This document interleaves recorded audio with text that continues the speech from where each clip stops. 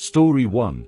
The Abandoned Village. The night was thick with silence, in a time before the world was overrun with streetlights and the constant hum of passing cars.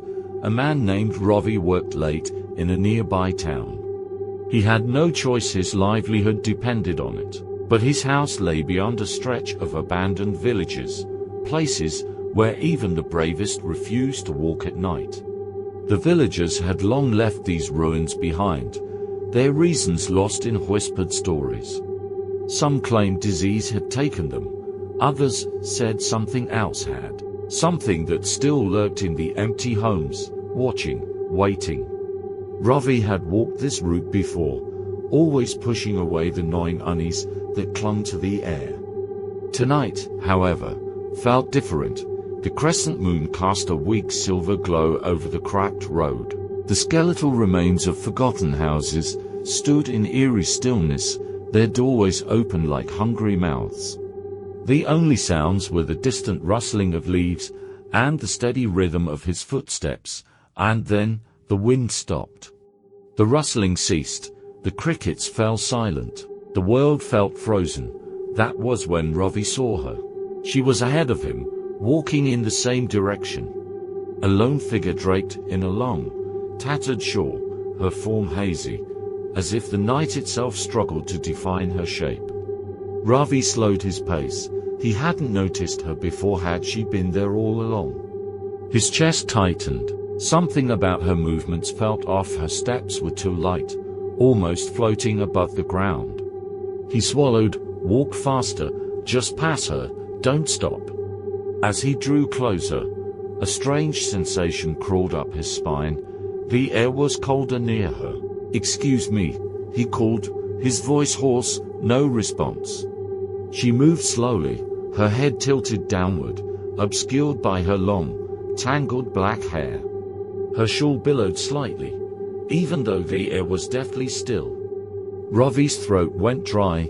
His instincts whispered, "Don't look at her. Just keep walking." But curiosity was a dangerous thing. He quickened his step, overtaking her, and turned his head. She was gone. The road was empty, vanished. A wave of ice shot through Ravi's body. Impossible. He spun in circles, his eyes scanning the desolate road. She had been right there. A sharp slap landed on his back. The force nearly made him stumble. His breath hitched. His skin burned from the impact. But when he turned around, she was there, closer, too close. Her head was still down, hair covering her face, but something had changed. Her posture was more rigid, her shoulders tense as though barely restraining some inhuman hunger. Her long, bony fingers twitched. Her shawl, once flowing, now clung tightly to her form, revealing a disturbingly thin frame beneath, and then she moved. Her feet shuffled forward, they were backward. A choked gasp escaped Ravi's throat. His body screamed at him to run, but his legs were rooted to the spot. The woman, no. The thing took another step, then another. Her body jerked unnaturally with each movement, as though she was unused to walking in this world. And then she spoke. Her voice was not human. "Ravi." His knees buckled. The whisper came from every direction, as if the very air had learned to speak. She lifted her head. Her face was wrong. Where her eyes should have been, there were only hollow pits of swirling blackness. Her mouth stretched too wide, revealing jagged yellow teeth, her lips peeling back into a nightmarish grin. A sound, a horrible, wet cracking noise filled the air as her neck twisted at an unnatural angle. She laughed. It was a sound that did not belong in this world. Then, in a blink, she was right in front of him. Ravi screamed. He stumbled backward, but the village around him began to change. The abandoned houses stretched unnaturally, their windows now gaping mouths lined with jagged, wooden teeth. The road beneath him twisted, shifting into something ancient, something alive. The sky darkened, stars blinking out one by one, until only the endless void remained. And the woman, the witch, grew taller. Her shadow stretched, black tendrils snaking toward him. Ravi turned and ran, his heart pounded, his breath ragged. He could feel her presence behind him, her icy breath crawling down his neck. And then, the ground disappeared beneath his feet. He was falling into nothing. No one ever saw Ravi again. His house remained untouched, his bed unmade, his meals rotting on the table. The villagers spoke of strange whispers in the wind, of faint footsteps echoing through the ruins at night. Some claimed to have seen a shadowy figure, moving just beyond the light, forever trapped in the place where the witch took him. And if you ever find yourself walking through those abandoned villages at night, don't look back. Because sometimes, if you listen closely, you'll hear the whisper, Ravi. Story 2. The Curse of Ashford Woods. In the quiet town of Ashford, nestled deep within the fog-laden hills, strange things had always happened. The residents whispered about the old woman, Ethel Byrne, who lived alone at the edge of the Ashford Woods. It was said that she was no ordinary woman. Some even claimed she was a witch, one who had lived for generations, casting spells on anyone who dared to cross her path. For years, people left her to her solitude, fearing her wrath, but on one fateful autumn night, the curse that had been dormant for centuries was awakened. On a crisp October evening, Emma, a young journalist from the city, arrived in Ashford to write a story on its strange history. She'd heard whispers about Ethel Byrne and was determined to investigate the truth. As she made her way to the edge of the woods, the atmosphere grew colder, and the sky darkened quickly, though it was still afternoon. The leaves rustled eerily, as though they were whispering secrets of their own. Emma reached the decrepit house where Ethel was said to live. The windows were cracked, and the door creaked, as if the house itself was breathing. A faint smell of decay wafted through the air. Emma hesitated for a moment, but then stepped forward, her curiosity overcoming her fear. As Emma approached the front door, it opened suddenly. A frail figure stood in the doorway, a woman with white, wispy hair, deep-set eyes, and a crooked back.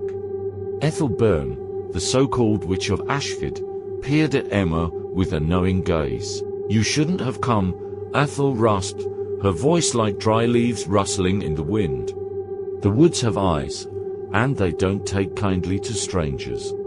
Emma, not one to be easily intimidated, pushed past the old woman and stepped inside. The interior of the house was dark, with only the faint glow of candles casting long, dancing shadows on the walls.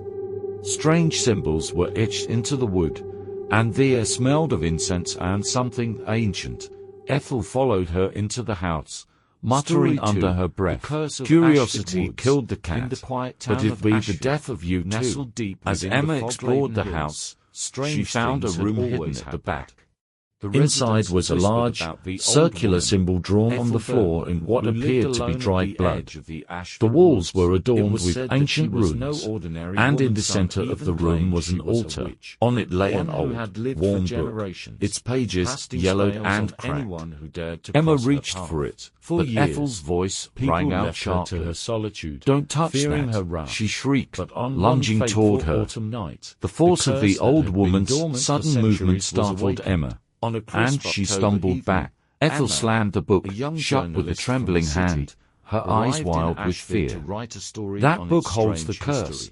You have no idea what you're meddling with."